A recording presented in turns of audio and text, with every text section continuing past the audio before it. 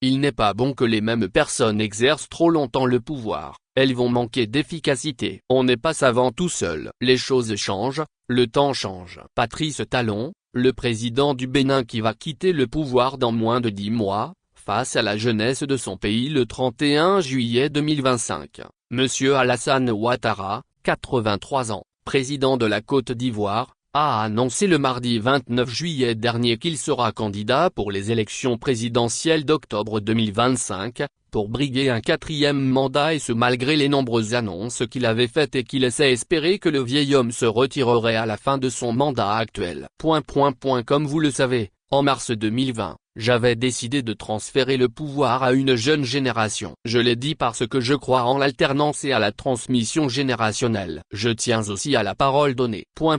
Toutefois, les années passées à la tête de notre pays m'ont fait comprendre que le devoir peut parfois transcender la parole donnée de bonne foi. En effet, à l'occasion de ma prestation de serment, j'ai pris l'engagement de servir la Côte d'Ivoire, de la protéger, de veiller à l'unité nationale, à l'intégrité du territoire et de travailler au bien-être du peuple ivoirien. C'est pourquoi, après mûre réflexion et en toute conscience, je vous annonce aujourd'hui que j'ai décidé d'être candidat à l'élection présidentielle du 25 octobre 2025. Oui, je suis candidat parce que la constitution de notre pays m'autorise à faire un autre mandat et ma santé le permet. Je suis candidat parce que notre pays fait face à des défis sécuritaires, économiques et monétaires sans précédent, dont la gestion exige de l'expérience. Monsieur Ouattara explique les raisons qui l'auraient poussé à revenir sur sa parole en décidant d'être candidat, en insistant sur le fait que le devoir peut parfois transcender la parole donnée de bonne foi et en parlant des défis sécuritaires,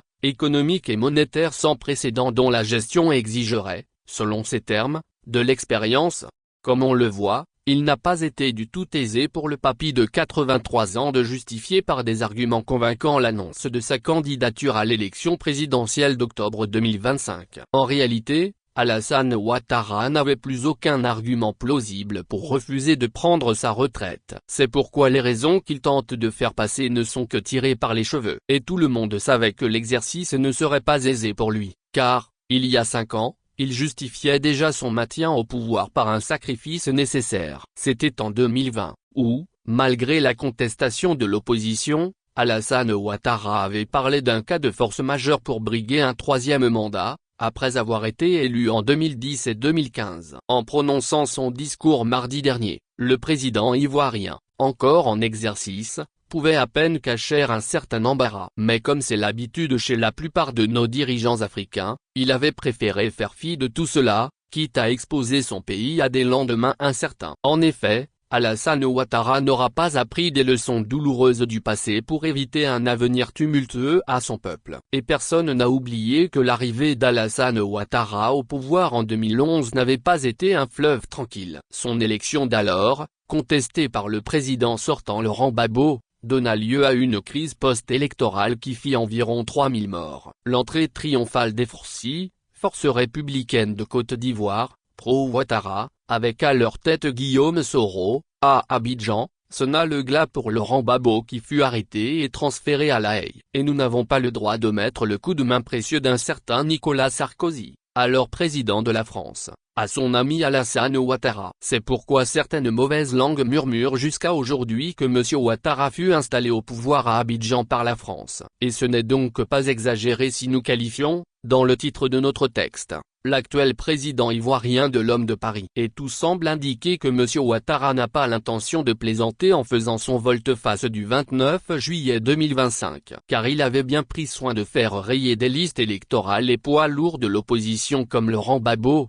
Tidjane Thiam, Guillaume Soro et Charles Blé Goudé. On se rappelle que c'était justement l'exclusion d'Alassane Ouattara pour ivoirité qui avait été à la base des troubles sanglants de 2010-2011. Un des ténors de l'opposition ivoirienne, Charles Blé Goudé ne mâche pas ses mots pour rappeler le triste passé récent de son pays et insister sur ce dont la Côte d'Ivoire a besoin aujourd'hui pour ne plus devoir avoir à flirter avec les vieux démons d'il n'y a pas longtemps. Mon pays, on ne peut pas le comparer à d'autres pays, parce qu'ils n'ont pas la même histoire récente. Je sors de prison, des Ivoiriens reviennent d'exil. Des Ivoiriens sortent à peine d'une crise meurtrière. Ils ont besoin de quelqu'un qui peut les rassembler. Celui dont la Côte d'Ivoire a besoin aujourd'hui, Ce n'est pas seulement un chef d'État, c'est un leader. La constitution de notre pays m'autorise à faire un autre mandat et ma santé le permet. Voilà justement la phrase de discorde contenue dans le message d'Alassane Ouattara. En 2016 la constitution ivoirienne avait été modifiée donnant ainsi lieu à une troisième république et à un nouveau régime permettant d'ailleurs à Ouattara de concourir pour un troisième mandat en 2020. Pour le régime ivoirien il s'agirait du second mandat de la troisième république si Alassane Ouattara était élu en octobre prochain. L'opposition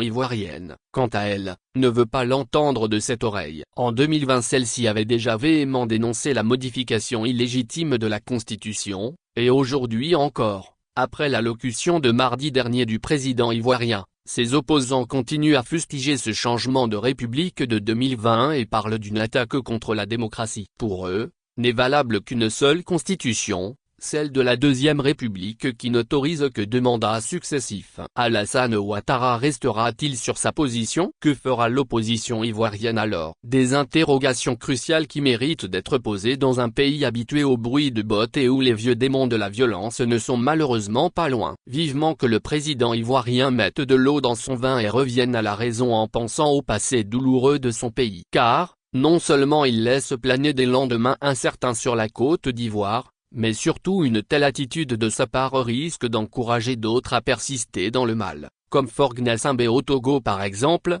et à faire des émules dans une Afrique, déjà largement mal en point dans ce domaine de la bonne gouvernance et de la démocratie. Bibliographie, presse ivoirienne en ligne. Samari Tchadjobo Allemagne. Actualité Côte d'Ivoire. Opinion politique.